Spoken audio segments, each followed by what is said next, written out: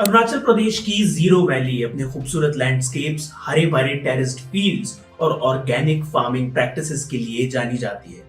यहाँ की Apatani tribes traditionally sustainable agricultural methods अपनाती आई हैं, जिनमें सबसे अनोखी तकनीक है पैडी कम फिश कल्चर।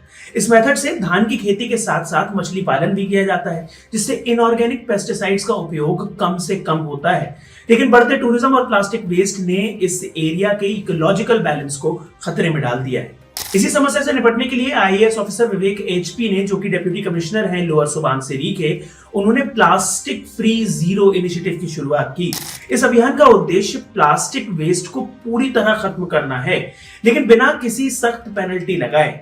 प्रशासन ने सडन बैन्स लगाने के बजाय स्थानीय दुकानदारों, बाजार कमेटीज और सेल्फ हेल्प ग्रुप्स के साथ मिलकर प्लास्टिक यूज को धीरे धीरे कम करने का फैसला किया। विवेक एचपी का मानना था कि केवल लॉ एनफोर्समेंट से समस्या का हल नहीं निकलेगा।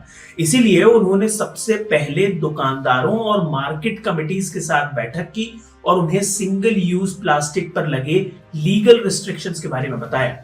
लेकिन फाइन्स लगाने के बजाय उन्होंने वॉलंटरी कंप्लायंस को बढ़ावा दिया और क्लॉथ बैग्स को एक ऑल्टरनेटिव के रूप में प्रेजेंट किया।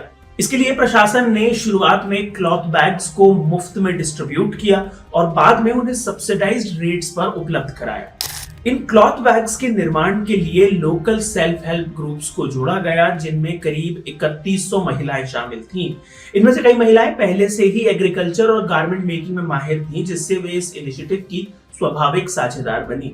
Where we are using unused school hostel building, government hostel building, and we are using the services of self-help groups under Arunachal State Livelihood Mission, where we will be setting up a cloth manufacturing unit in that unused school building through the funding done by Power Grid Corporation and also contribution from the district administration. So this cloth bag manufacturing unit, which will be run by the self-help group under SRLM, consisting of about 40 women self-help group members, they will be stitching cloth bags. In cloth bags को खास तौर से tribal motives और zero की सांस्कृतिक पहचान दर्शाने वाले डिजाइन से सजाया गया। इसके साथ ही प्रशासन ने एनजीओज, स्टूडेंट यूनियंस और प्राइवेट स्कूल्स के साथ मिलकर एक्सटेंसिव अवेयरनेस कैंपेन्स चलाए, जिसमें स्टूडेंट्स ने महत्वपूर्ण भूमिका निभाई। जब छात्र अपने घर में किसी विषय पर बात करते हैं तो उसका गहरा प्रभाव पड़ता है। वे अपने समुदाय में चेंज एजेंट्स बन सकते हैं। हर बड़ी पहल की तरह इस अभियान के सामने भी कई चुनौतियां आई। शुरुआत में मार्केट कमिटीज ने इस पहल का विरोध किया, क्योंकि उन्हें ये चिंता थी कि कंज्यूमर 10-20 रुपए की कीमत वाले क्लॉथ बैग्स खरीदने के लिए तैयार होंगे या नहीं। इस चुनौती से निपटने के लिए प्रशासन ने एक्सटेंसिव अवेयरनेस ड्राइव्स चलाई और दुकानदारों को यह आश्वासन दिया कि ये बदलाव ग्रेजुअल ट्रांजिशन के रूप में होगा, कोई अचानक प्रतिबंध नहीं लगेगा। As a one-time measure, हमने बाजार कमेटी के साथ जो बात किया है, they are also onboarded.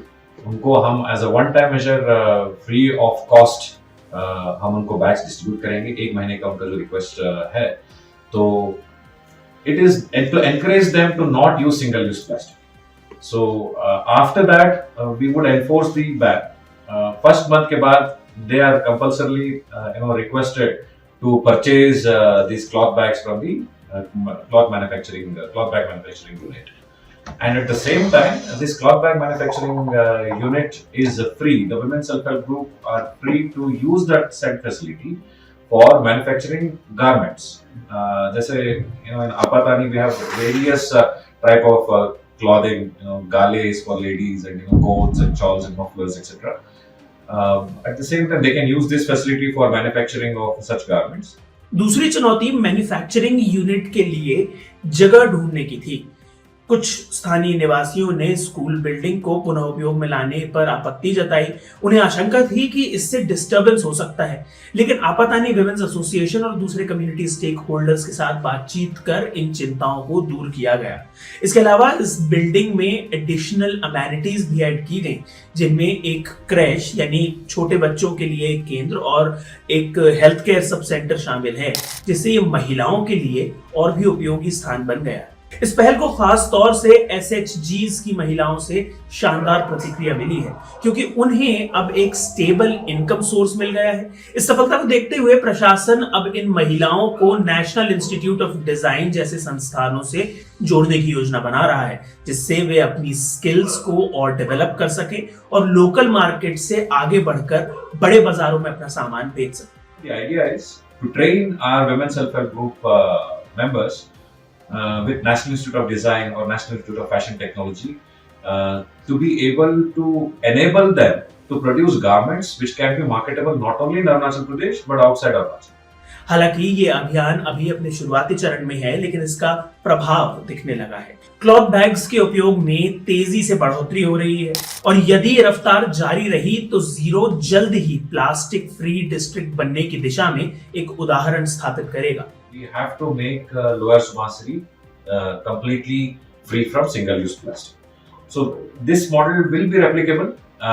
It is, the cloth bag manufacturing center, like I said earlier, that facility will be, since the capital cost is covered, the women self-help group are free to manufacture garments of their choice. At the same time, they would be able to supply the cloth bags at a subsidized cost to the market companies. So it's a win-win for all involved here, and I'm sure that this project will be a success and will be a model which can be replicable in the remaining districts of Arunachal. प्रशासन और समुदाय के इस सामूहिक प्रयास से zero sustainable future की ओर बढ़ रहा है, one cloth bag at a time. आप इस इनिशिएटिव के बारे में क्या सोचते हैं, हमें कमेंट्स में जरूर बताएं। अगर आपको ये वीडियो पसंद आया तो इसे लाइक और शेयर करें, साथ ही इंडियन मास्टरमाइंड्स को सब्सक्राइब करें। Thank you for watching.